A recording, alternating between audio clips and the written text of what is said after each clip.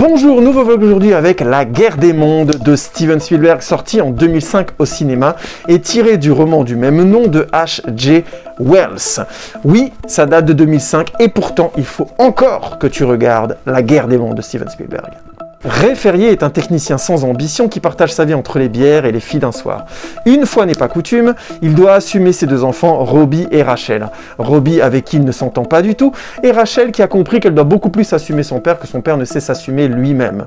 Cependant, l'invasion des aliens va tout changer.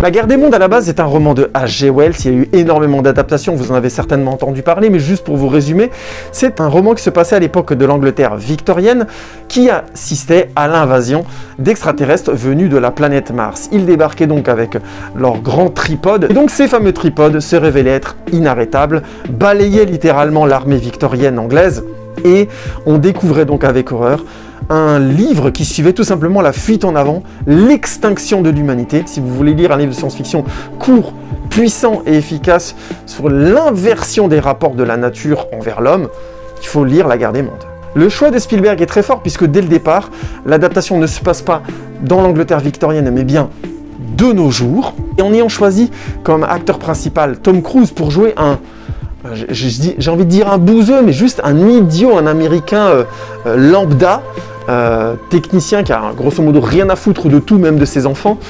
Le point de vue du film est très très fort, puisqu'on est vraiment dans les mains d'un anti-héros par définition, qui va devoir devenir héros, mais tout simplement en assumant sa parentalité.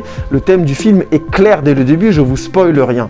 Ce qui est assez génial, c'est de voir comment Spielberg va piocher dans le livre des éléments pour nous confronter à cette fameuse fuite en avant. Le film va prendre un malin plaisir à augmenter sans cesse l'angoisse et la peur face à cette menace qui ne va avoir de cesse que de poursuivre nos héros et d'être de plus en plus terrifiante.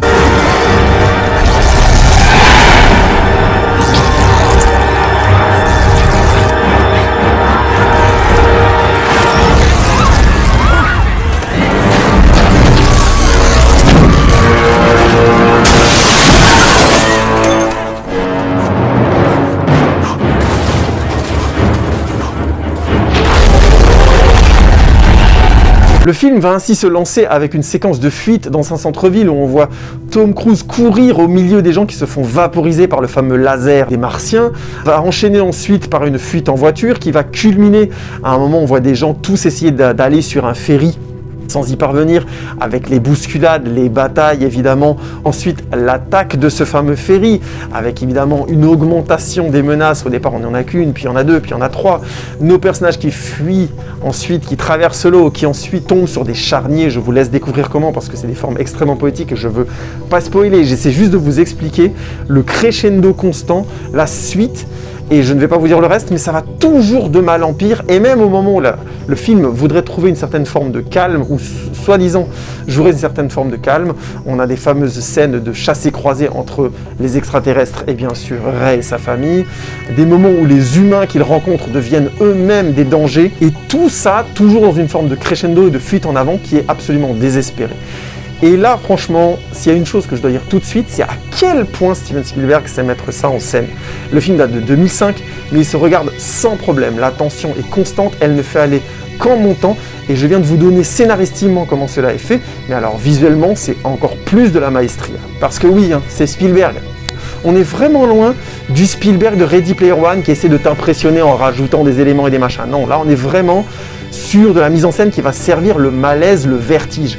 On a notamment ce moment où nos héros ont enfin réussi à fuir leur ville où ils habitaient. Et on a un plan d'une caméra, un plan séquence où la caméra est avec eux dans la voiture, puis sort, puis fait un grand 360 autour de la voiture pour montrer que tout le monde est en train de fuir, qu'il y a de plus en plus de voitures qui font des accidents, que derrière eux, ça explose encore. Je ne sais plus exactement très bien, mais la ville est pas en fumée, mais il y a du feu un peu partout, que c'est bref, l'apocalypse, quoi. Et on retourne dans la voiture avec eux, puis on en ressort pour aller devant. Et pendant ce temps-là, on a une dialogue, évidemment, entre Ray et ses enfants, qui est dans une sorte d'incommunicabilité, puisqu'il ne les connaît pas. qu'il ne sait pas comment leur parler, mais surtout qu'il ne sait pas comment gérer la situation, et qu'il est complètement dépassé par la situation, plus que par ses enfants. Ses enfants gèrent presque mieux la situation que lui. C'est vraiment un grand ado qui se retrouve d'un seul coup avec des responsabilités d'adulte, d'où le choix de faire ce plan très organique et très étrange, de faire ces circonvolutions autour de la voiture, circonvolutions qui sont bien sûr les circonvolutions émotionnelles du personnage.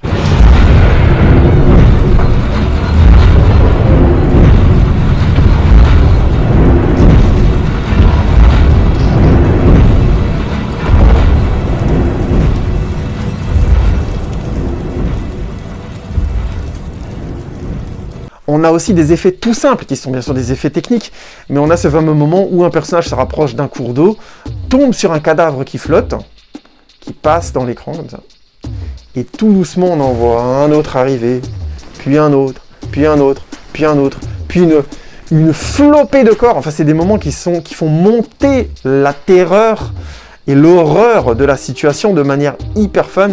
Je ne vous parle pas de la pluie de vêtements, qui est d'une poésie incroyable, mais qui en même temps est aussi horrible sur ce qu'elle raconte. Je ne veux pas spoiler plus que ça, mais vraiment, l'un des trucs impressionnants de La Guerre des Mondes, c'est à quel point la mise en scène, à partir du moment où la fuite en avant commence, on est vraiment sur un chemin du désespoir qui ne fait que aller de mal en pire. C'est impressionnant. On a vraiment, dans les choix de mise en scène de ces éléments-là, une inventivité qui fait qu'on ne peut plus échapper à la sensation d'horreur. Vraiment cette sensation fondamentale que tout est perdu, mais qu'il faut tout de même essayer parce qu'il a des enfants avec lui et qu'il en a la responsabilité.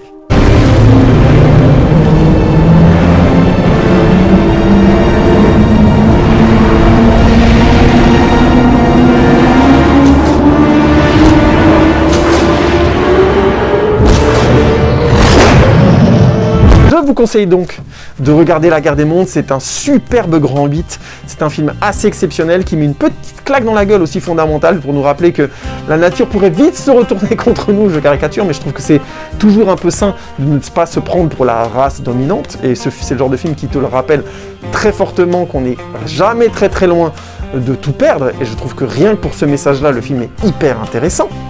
Et là, forcément, vous allez vous poser la question, mais alors pourquoi on n'en parle pas plus de ce film? Pourquoi il n'est pas plus encensé que ça 15 ans plus tard? Eh bien, tout simplement parce que sa fin est ratée.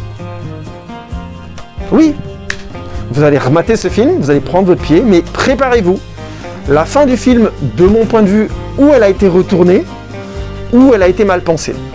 Il y a un énorme problème avec un personnage qui finit par revenir dans l'histoire, et non seulement c'est à contre-discours du film, mais en plus, la conclusion conclusive du film, qui est amenée par une voix off, qui est au début puis à la fin, ne fait pas du bien au film. Dans le livre de H.G. Wells aussi concluait l'histoire de manière, on va dire, sensée, mettait une sorte d'élément philosophique pour donner quelque chose de rond à cette histoire, pour dire vous n'avez pas suivi cette suite d'horreur juste pour suivre une suite d'horreur. D'accord. Et donc à cet endroit-là, Steven Spielberg aurait bien adapté. Mais le fait est que le film rend de manière flagrante un des éléments qui était pour moi aussi un problème du livre, c'est que une telle fuite en avant, c'est d'abord et avant tout une leçon d'humilité. Et c'était pas si grave que cette leçon d'humilité demeure une leçon d'humilité, et non pas qu'elle essaie de nous faire retomber sur nos pieds dans le sens « Non, mais vous inquiétez pas, tout ça, ça a du sens, hein, faut pas...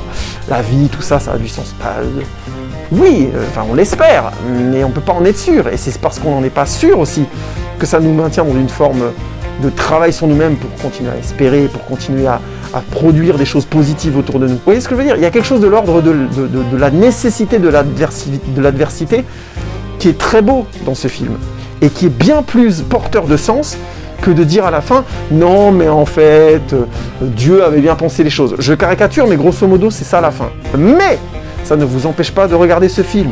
Il est kiffant à mort. C'est un super grand 8. Il a vieilli très très bien. Les effets spéciaux de 2005 étaient déjà franchement au point, à part un ou deux effets qui vont peut-être un peu vous gratter les yeux maintenant en HD. Pour le reste, c'est du kiff. Regardez La Guerre des Mondes de Steven Spielberg et vous m'en direz des nouvelles. Paix et prospérité les amis.